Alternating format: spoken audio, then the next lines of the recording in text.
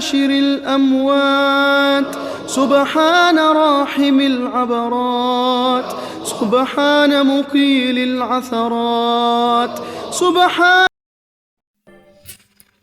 بسم اللہ الرحمن الرحیم، الحمد للہ رب العالمین، والصلاة والسلام علی سید الانبیاء وخاتم المرسلین. حضور صلی اللہ علیہ وسلم کا ارشاد مبارک ہے کہ جو آدمی مشقت نہ کر سکتا ہو، یعنی رات کو جاگ کر عبادت نہ کر سکتا ہو، قیام اللیل، تلاوت، ذکر، اذکار نہ کر سکتا ہو،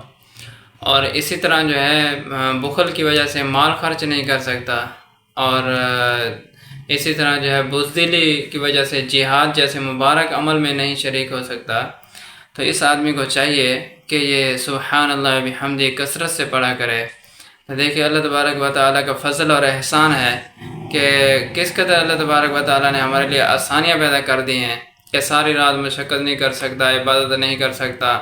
تو یہ آدمی جو ہے سبحان اللہ و بحمدہ کی کثرت کر لے، اور جہاد جیسی مبارک وہ عمل نہیں کر سکتا، مال خرچ کر کے بڑے درجات حاصل نہیں کر سکتا، پھر بھی اللہ تبارک و تعالیٰ کی طرف سے دروازہ بند نہیں ہوا احسان اور فضل کا کہ بھئی کوئی بندہ محروم نہ رہ جائے. تو اللہ رب العزت نے یہ ہمارے اوپر فضل اور احسان فرمایا ہے، اور پہلی امتوں کے مقابلے میں اس امت پر بہت بڑے بڑے فضل اللہ رب العزت نے فرمائے ہیں. اب دیکھیں مال خرچ کرنے میں بعض دفعہ ہوتا نہیں ہے مال، یا ہوتا ہے تو بخل ہوتا ہے، بخل کی وجہ سے خرچ نہیں کر سکتا. تو وہ سبحان اللہ و بحمدہ دیکھیں کتنے 2 سیکنڈ بھی نہیں لگتے اس کلمے کو پڑھنے میں، تو اسی کی کثرت کرتا رہے تو گویا 3 بڑے عمل کے مقابلے میں ایک چھوٹا سا معمولی سا عمل کر لیں تو بھی اللہ تبارک و تعالیٰ اس کو جو ہے اتنا بڑا انعام عطا فرمائیں گے کہ جہاد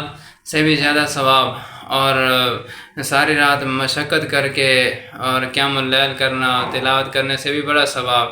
اور اسی طرح جو ہے مال خرچ کرنے جیسا عظیم عمل اس سے بھی بڑا ثواب اس کو ملے گا جو آدمی سبحان اللہ و بحمدہ کثرت سے پڑھے. گویا 3 عملوں کا مجموعہ ایک عمل ہے، وہ یہ سبحان اللہ و بحمدہ کثرت سے پڑھے. سبحان ربک رب العزت عما یصفون وسلام علی المرسلین والحمد للہ رب العالمین.